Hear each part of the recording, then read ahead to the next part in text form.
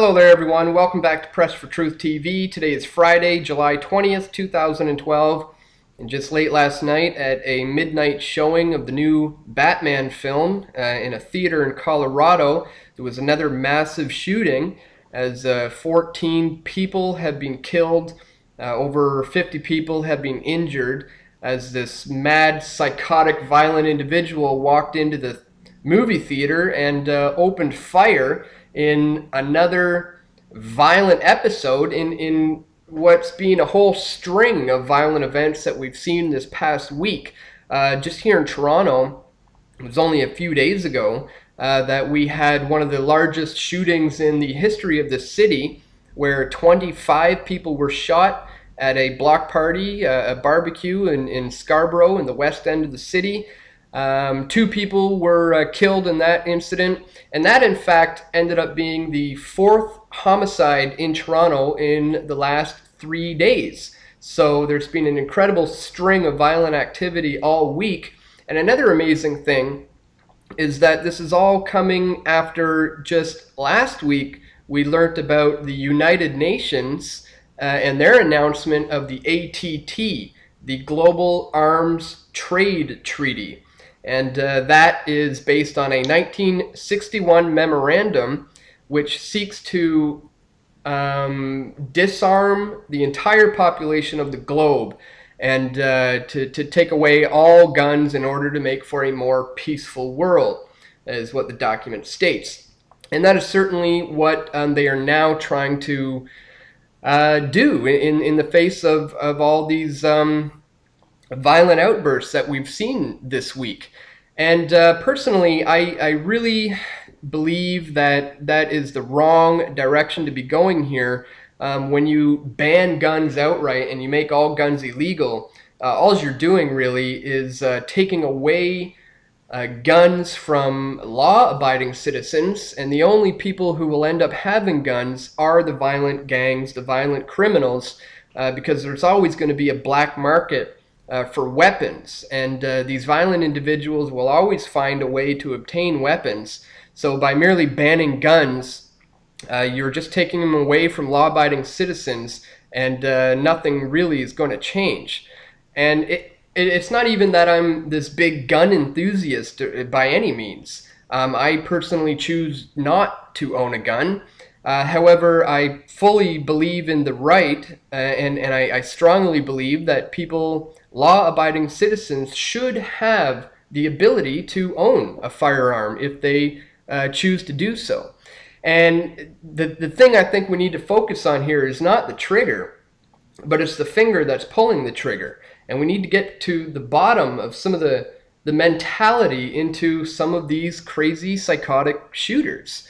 And to gain a little bit of insight into that, it's good to look at some examples in the past. Of course, everybody is familiar with the Columbine massacre, where 2 students walked into Columbine and did a very similar thing, started shooting up the place and killing a lot of people. And there's something very interesting about one of the shooters there that in my research today I came across, and I just want to show you on the Wikipedia page for the Columbine massacre. It talks about Eric Harris and his problems with depression. We see here that in one of his scheduled meetings with his psychiatrist, Eric Harris complained of depression, anger, and to possessing suicidal thoughts. As a result of this, he was prescribed the antidepressant Zoloft. He subsequently complained to feeling restless and to experiencing a lack of concentration to his doctor. In April, he was switched to a similar antidepressant drug, Luvox. At the time of his death, Harris had therapeutic Luvox levels in his system. So this troubled individual was suffering from depression, and he was on psychiatric prescription drugs for depression at the time of the shooting. And then of course there's the case with the Virginia Tech massacre. Remember this guy? Well, turns out that he also was suffering from severe depression and was also prescribed drugs in the lead up to his rampage. He was on Prozac, or what a lot of the reports are suggesting. And I find it interesting that a lot of these cases, you find these similarities. These guys are suffering from depression. They're opting on these prescription drugs to treat their depression. And when I was looking into last night's shooter, I found a interesting piece of info here. As we see from, this is ABC News in Denver, we see that Holmes, the shooter, was a medical student. He was a PhD student at CU Denver in the neuroscience department. And some of the studies that he was engaged in regards to neurosciences deals with a lot of different aspects. Here we can see that there is also a study of cognitive and behavioral neuroscience that goes on in these programs. At the cognitive level, cognitive neuroscience addresses the questions of how psychological functions are produced by circuitry. This is according to Wikipedia's page on the study of neurology, and it also describes how the use of drugs comes into the picture. Psychiatry focuses on affective, behavioral, cognitive, and perceptual disorders. Anesthesiology focuses on perception of pain and pharmacologic alteration of consciousness. So it's very interesting that this recent shooter was studying these fields of medicine and how these drugs affect the mind only a month before going on this crazy rampage. And now, was this guy suffering from depression? Was he on prescription drugs at the time of the shooting? We don't know. It's too early to say at this point. But if that information does indeed end up coming out, it won't come as too much of a surprise.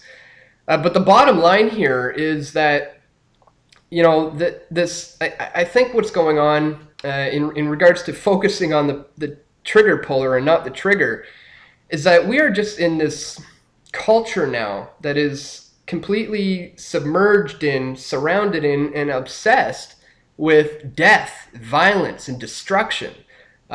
Kids now are growing up with very violent video games, very violent movies, and having said that, though, am I saying we should ban violent video games or ban gory films? No, not by any means.